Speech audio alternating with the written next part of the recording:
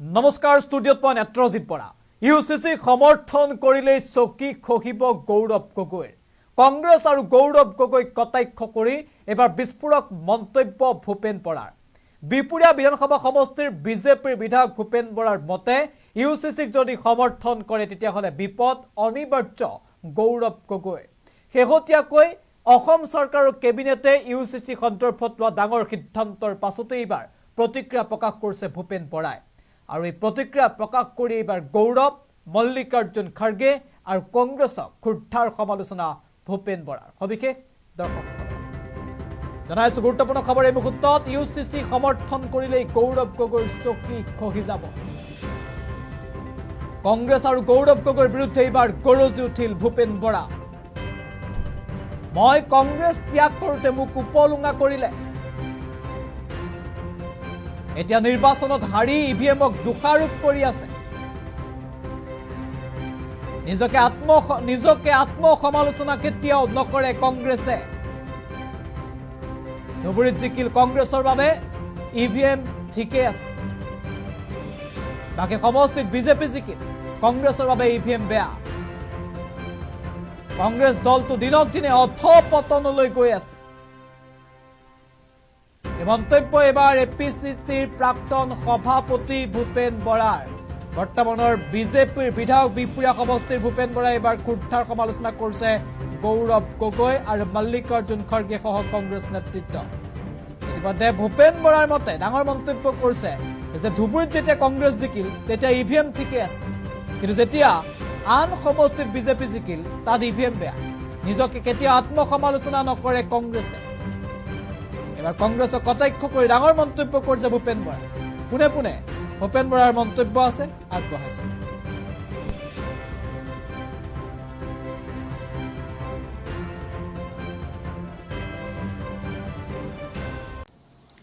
এইটো মই যেতিয়া এপিচিচি আৰ বুলি কৈছিলোঁ তেতিয়া মই কি কৈছিলোঁ যে আমি এপিচিচি কৰিবলৈ আহিছিলোঁ আমি এপিচিচি আৰ কৰিবলৈ অহা নাছিলোঁ আৰু এতিয়া কংগ্ৰেছত সেইসকলে থাকিব যিসকলে এপিচিচি আৰ কৰিবৰ কাৰণে মানসিকভাৱে প্ৰস্তুত আৰু এতিয়া বিশেষকৈ যিকেইটা দলে কংগ্ৰেছৰ সৈতে এলায়েন্স কৰিছিলে তেওঁলোকেও নিশ্চয় এতিয়া পুনৰ চিন্তা কৰিব যে কংগ্ৰেছ দলৰ ইউচিচি সম্পৰ্কৰ স্থিতিয়ে কওক বা অসমৰ ৰাইজে বিধানসভাত দিয়া ৰায়দানটোৱে কওক এই দলটোৱে কোনফালে গৈ আছে আৰু কালি পুনৰবাৰ গৌৰৱ গগৈ প্ৰমাণ কৰিলে যে তেওঁ যে কেৱল মাত্ৰ দলটোৰ মুখপাত্ৰ তেওঁ যে জাতীয় জীৱনৰ আমাৰ যিটো চেতনা সেইটোক লৈ যে ভৱিষ্যত কোনো চিন্তাইত নহয় এনেকুৱা কংগ্ৰেছ সভাপতি আগতে কেতিয়াবা দেখিছিলে নেকি যে কেৱল ভোট বেংক পলিটিক্স কৰি থাকিব স্বজাতি আৰু স্বদেশৰ কাৰণে কোনো দায়বদ্ধতা নাই কোনো দায়িত্ব নাই খিলঞ্জীয়া থলগিৰি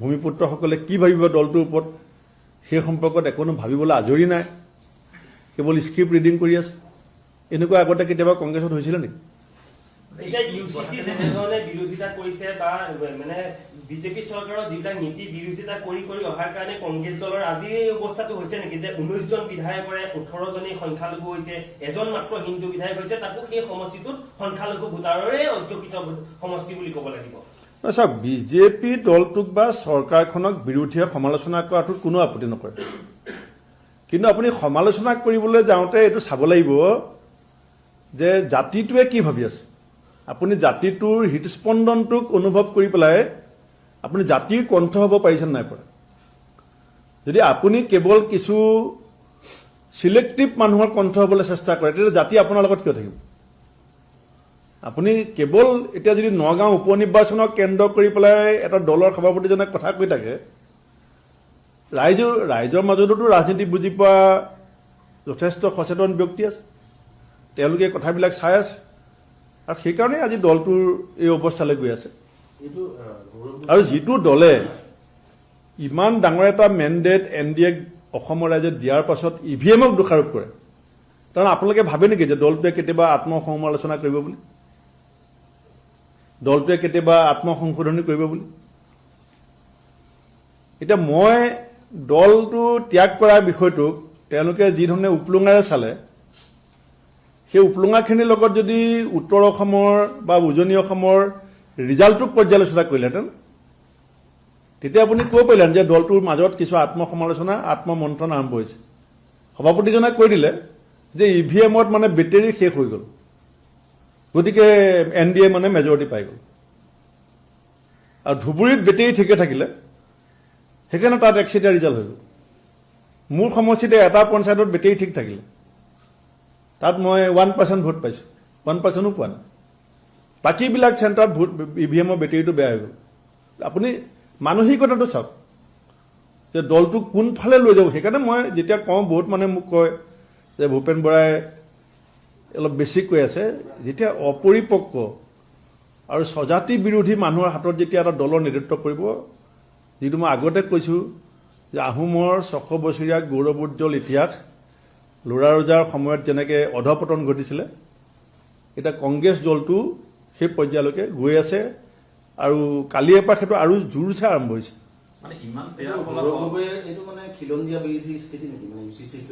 চাওক, মই কৈছোঁৱেই যে Gaurav Gogoi only mere a face of the party. Gaurav Gogoi সভাপতি সূত্ৰে দলটোৰ এতিয়া কেৱল মুখপাত্ৰ। তেওঁ এতিয়া একো ইফাল সিফাল কৰিব নোৱাৰে, কাৰণ মোক কোনে সভাপতি ভাঙিছিলে। এতিয়া কৈ থাকে নহয়, মই আমুকক পাতিছিলোঁ, মই আমুকক ভাঙিছিলোঁ। যদি UCC সম্পৰ্কত গৌৰৱ গগৈ জাতীয় স্বাৰ্থৰ কথা ক'বলৈ যায়, তেতিয়াহ'লে কালিলৈ 19টা চহী কালেক্ট হৈ যাব তেওঁ সভাপতি ভাঙিব লাগে বুলি। গতিকে জাতি যি হয় তেওঁৰ কাৰণে চিন্তা কৰা নহয়, তেওঁ সভাপতি থাকিব লাগিব। আৰু গোটেই এই কথাবিলাক ৰাইজে বুজিব লাহে লাহে। চাওক, এইটো মই যেতিয়া APCC R বুলি কৈছিলোঁ, তেতিয়া মই কি কৈছিলোঁ যে আমি APCC কৰিবলৈ আহিছিলোঁ, আমি APCC R কৰিবলৈ অহা নাছিলোঁ।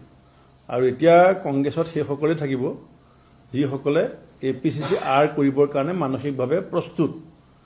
আৰু এতিয়া বিশেষকৈ যিকেইটা দলে কংগ্ৰেছৰ সৈতে এলায়েন্স কৰিছিলে, তেওঁলোকেও নিশ্চয় এতিয়া পুনৰ চিন্তা কৰিব যে কংগ্ৰেছ দলৰ UCC সম্পৰ্কত স্থিতিয়ে কওক বা অসমৰ ৰাইজে বিধানসভাত দিয়া ৰায়দানটোৱে কওক, এই দলটোৱে কোনফালে গৈ আছে। আৰু কালি পুনৰবাৰ গৌৰৱ গগৈ প্ৰমাণ কৰিলে যে তেওঁ যে কেৱল মাত্ৰ দলটোৰ মুখপাত্ৰ, তেওঁ যে জাতীয় জীৱনৰ আমাৰ যিটো চেতনা, সেইটোক লৈ যে ভৱিষ্যত কোনো চিন্তাইত নহয়। এনেকুৱা কংগ্ৰেছ সভাপতি আগতে কেতিয়াবা দেখিছিলে নেকি যে কেৱল ভোট বেংক পলিটিক্স কৰি থাকিব? স্বজাতি আৰু স্বদেশৰ কাৰণে কোনো দায়বদ্ধতা নাই, কোনো দায়িত্ব নাই।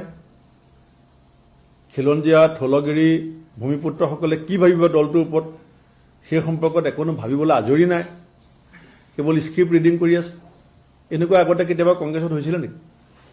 এতিয়া UCC যেনেধৰণে বিৰোধিতা কৰিছে বা মানে বিজেপি চৰকাৰৰ যিবিলাক নীতি বিৰোধিতা কৰি অহাৰ কাৰণে কংগ্ৰেছ দলৰ আজি এই অৱস্থাটো হৈছে নেকি যে 19জন বিধায়কৰে 18জনী সংখ্যালঘু হৈছে, এজন মাত্ৰ হিন্দু বিধায়ক হৈছে, তাকো সেই সমষ্টিটোত সংখ্যালঘু ভোটাৰৰে অধ্যুষিত সমষ্টি বুলি ক'ব লাগিব।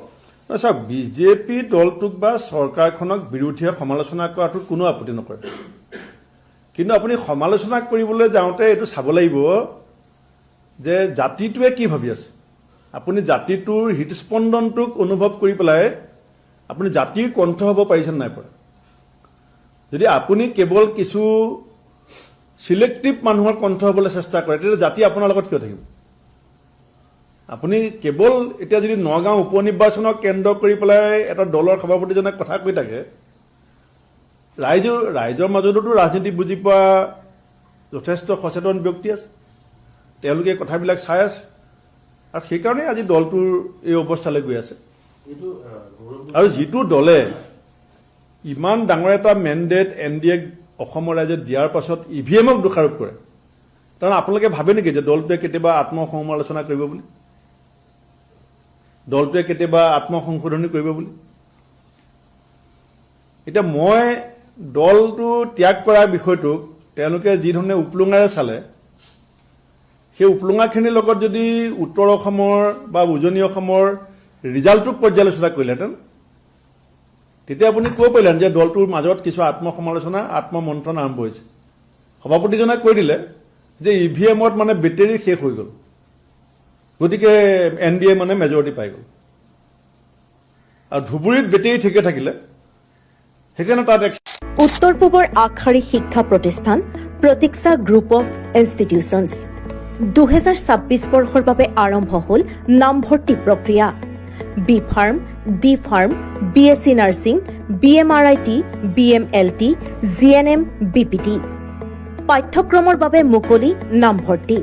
17 এপ্ৰিলৰ পৰা আৰম্ভ হৈছে বিনামূলীয়া CWE কোচিং। আজিয়ে যোগাযোগ কৰক এই নম্বৰত 9706321768, 9181022366 আৰু 9181022377।